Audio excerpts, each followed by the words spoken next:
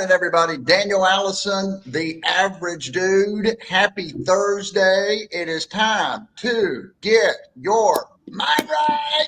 First sip. Fred Blanton, good morning. Mind right, mind right, mind right. Woo! Yeah. Let me ask you this. It's 7:55, and I think it's always important to ask this question right here about this time. How did it start? How did your day? Ooh. How did your morning? How are you feeling, Fred Blanton? How did your day start? Well, it started with a fantastic workout, but it Woo! took everything I had this morning to get out of bed. I waited as long as I possibly could to make it to the workout by 5:30. And I've got to follow up on that. Russ Hammond. Good morning, Russ. Welcome to the bus. And man, I'm glad to see Jacob in here early. Let's Sometimes go, Jacob. Jacob's usually 3 or 4 minutes in that I start seeing Jacob. He's here early this morning, and I like it. Going to make it a positive start, and that's what we're talking about. Fred said he didn't feel good, and Whoa, whoa, it whoa, took him. whoa, whoa, whoa, whoa. I did not say I didn't feel good. You said it was hard for you to get out of the bed. That's right. I felt fantastic. You did. That don't mean I want to get out of the bed. Now, can I give you this compliment, or are you gonna keep beating me up? but he got to F3, and I would have never guessed that it would have been hard for you to get out of the bed. You seemed like you had a lot of energy this morning. Yeah, well, it was a slow start, but once I got going, it was full speed for the rest of the time. I like that. And your fast start, I went in, just so you know, how did the day start? Like getting up to this point, it's a big deal. It's hard sometimes to get going. But we got out there, and your push pushed me. I saw you pushing, and I was like, Dad, jam it. We got this podcast together. I'm not feeling that good, but Freddie's running that mouth, and he's running fast. Now, Hey, when you say something like that, what exactly happens out there? What could I have said that lit your what fire? Freddie does, now that I've known Freddie for about 5 years, he will watch. At first, he will watch and observe everyone, and he'll figure out exactly where their buttons may be, and then he'll go, I wonder what happens if I press this button. Meh, meh. Now, is it true that you and another guy, Osteen, y'all pushed pretty hard to get going, but then once I caught up to y'all and I was working out behind you, what did I say? I can't remember. All I remember hearing, I said, here he comes. I told Osteen, I said, here he comes. I said, I smell blood. I smell blood. Hey, and I was sitting there. I could not give the excuse. The excuse, see, if you give the excuse in the middle of the workout, it's tell the folks what happens if I was to say while we were in, when you said I smell blood, if I would have said my stomach hurts, what would you have said? You might as well walk back to the vehicle at that point. Yeah. You can't say that. You can't say that. So I waited until we ran a little bit more, and then I complained. Oh, okay. Hey, D-Dub's here. D-Dub on the bus, and she's feeling fine. I wish she was feeling fantastic. Maybe by the end of this show, she's going to be fantastic. She's been doing a lot of traveling, and look who else is on here. Gary is here. Gary. Okay, I like that. And hey, Sam. Good morning to you as well. This is the Energy Bus. We talk about mindset. We talk about quotes. Sometimes I talk too much, and Fred tells me to stop. Let's see what Vicky says here. Sometimes you look like you got it all together because you had to elevate your own push that day. Make it happen. And that is the whole idea. I love talking about our workout and things like that, because again, would you have worked out that hard if you didn't have us to be pushing you this morning, Fred? No. And then, once everybody else sees that somebody's pushing, it elevates the majority of the group. It does. It's just like working on any team. If you're on a sales team and everybody's pushing and everybody's excited, I mean, if you don't get excited, you probably won't have a job. Ooh, woo. I mean, if everybody else is pumped up, can you imagine being on, say, Andy Elliott's sales team, and you walk in and you don't have good energy? How would you what are they going to do to you, Fred? Well, first of all, I could never be there because I don't have a six pack, Hey, you getting there, brother? Yeah, he'd make But us. yeah, if you had bad energy, you wouldn't make it long. No. I mean, you wouldn't want to be. You wouldn't want to have negative energy with that. That's when wanting to fit in and peer pressure can be a good thing. That's why it's so important. Get around people, hang out with people that motivate you to be better. Uh-oh. Fantastic is not in the song, is not a line in the song. Okay, so see, I didn't catch on that it was I a didn't song. either. Yeah, so What see, song there are you we go. talking about? I know. So sorry. Buongiorno. That's It's a Joe. new day, and I'm feeling fine. It's a new. I'm not even going to try to sing it and find the tune because I have no Huh. idea where to go with it. I feel like one of those emojis right now, trying to figure out.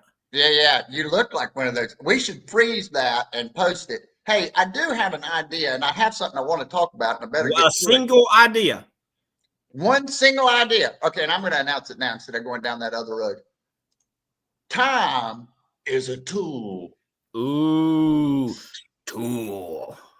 I listened to a audio book that I am going to highly recommend that everyone listens to, regardless of if you have a business, if you don't have, wherever you are. Time is a tool. Dr. Benjamin Hardy and Blake Erickson. What if you don't have time to listen to it?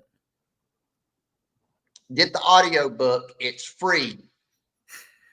What I did, I had some things to do around the house. I put that audio book in and I put it on 1.5 times the speed because they were talking about time. And they said time is a psychological tool, not a fixed linear reality. So Is that the name of the book? Time is a tool? time is a tool.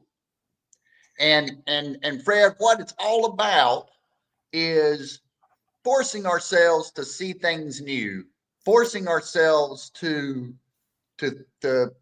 see things new, to see things in a new way, to consciously manipulate the perceived speed of time by setting impossible future goals and extreme deadlines.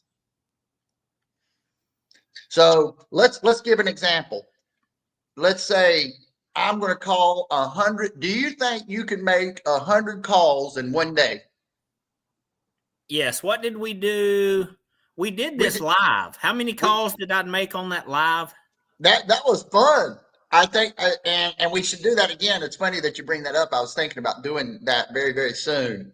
We did like a live sales call. You were steady dialing people. We had people popping in. I want to do that. I don't know that I can do it tomorrow, but maybe the following Friday after we do first sip, we'll roll it into some live calls. We'll talk to people. We'll bring some people in. We'll stretch the show out because I'm ready to start talking to a few more people, and we'll handle it kind of like kind of a come and go drop in type deal. So I think that's going to be really fun to do. But when we force ourselves, what if we said, I'm going to make 500 calls today? How can we make? So here's what happened. That's impossible. You can't make five. Nobody can be effective making five. Of course, you're going to hear that. What we want to do, though, is force ourselves to see things new. I've got to make 1,000 calls. How can I get in touch with 1,000 people today? There's only so many paths. Yep. And think of it like this. Okay, 100 calls versus 500 calls. if you change your strategy, you're looking at something new being 500. I think I can do it versus I know I can do it 100. Let's say you don't make it to 500, but you make it to 342. You just dominated your 100. Absolutely. And that's the other thing, you know, when you use goals to find paths, when you use these things to not determine success and failure, but to, hey, I just want to, whatever it takes to get the most out of myself that I can, and to find the path where I can make the most advancement. Somebody off camera has your attention. Lindsay's over here taking a picture of me. I saw the flash. Yeah. I saw the flash of the camera.